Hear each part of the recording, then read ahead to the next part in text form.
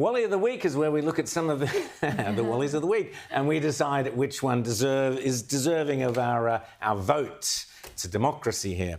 I'm going to nominate Ben & Jerry's, a dual Wallies of the Week.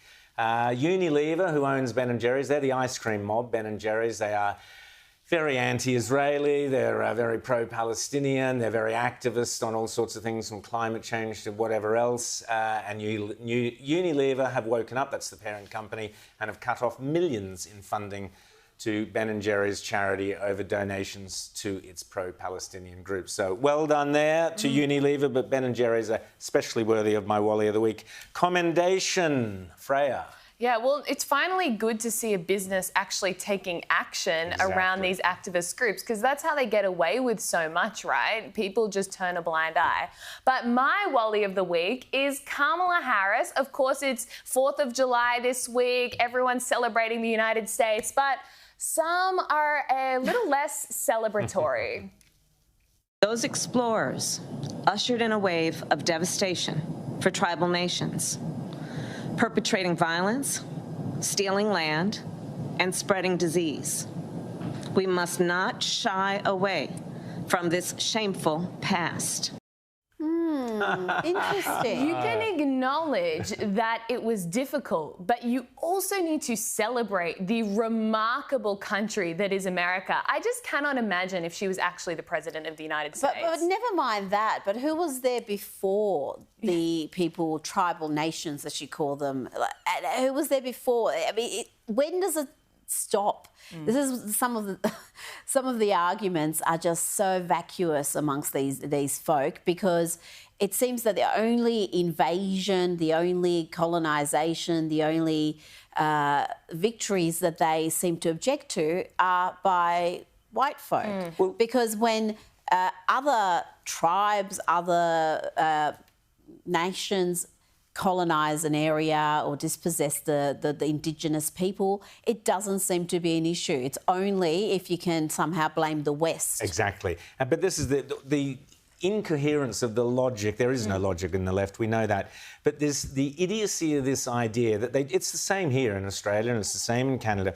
The idea that, so the white Europeans, they were basically immigrants, if you like. They came into this country that, you know, they weren't there, they moved in, they brought their things. They brought disease and terrible cultural habits and devastation and wrecked what was there. But modern migrants who come in, oh, no, that's the best thing you could possibly have. And anything that might have been wrong... Diversity is our strength. Exactly, diversity is our strength. Anything that may have been wrong over in the countries they left that all behind. Because so it's two separate, completely separate mindsets, yet they can hold these two completely conflicting passions and beliefs. And how did these people treat each other before colonisation? How did the Aztecs treat babies? Talk about the levels of infanticide, human sacrifice. It was horrific. The West, with our Judeo-Christian values, we really did bring the morality and the human dignity that we enjoy today, that the left, with their obsession with human rights, claims to stand for. Well, this is the thing with the tribal nations, because, again, when you do these acknowledgement of countries, even in North America,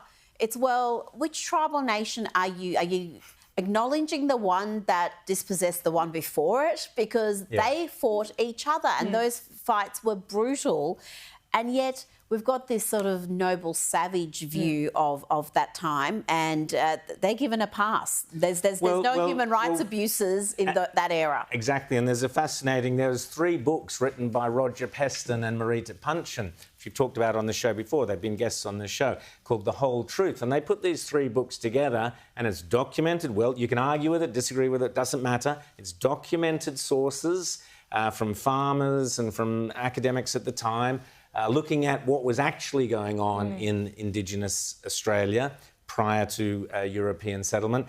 And there were some very horrific things. You mentioned infanticide or whatever, but these sorts of practices were happening, according to this book, The Whole Truth.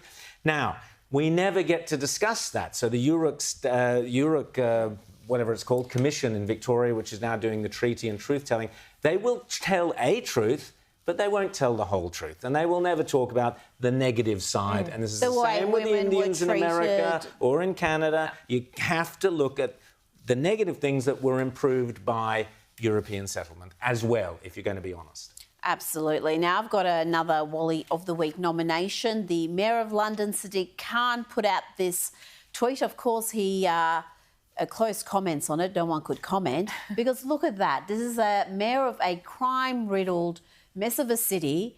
And look at those flags. I mean, is that some conquering nation that's taken over London?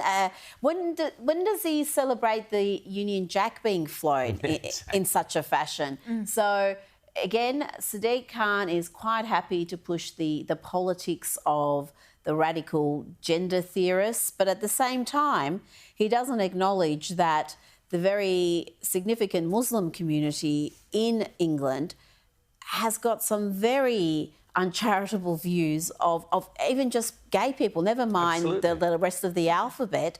And there's been some polling on that is really quite disturbing about just how intolerant some members of that community are, a sizable portion, to members of the gay community. Absolutely. Now, you brought this to my attention, another one, Rita. It's more a campaign than a person who's a Wally of the Week, but this is... One is a woman behind, the artist behind it. So you tell the story.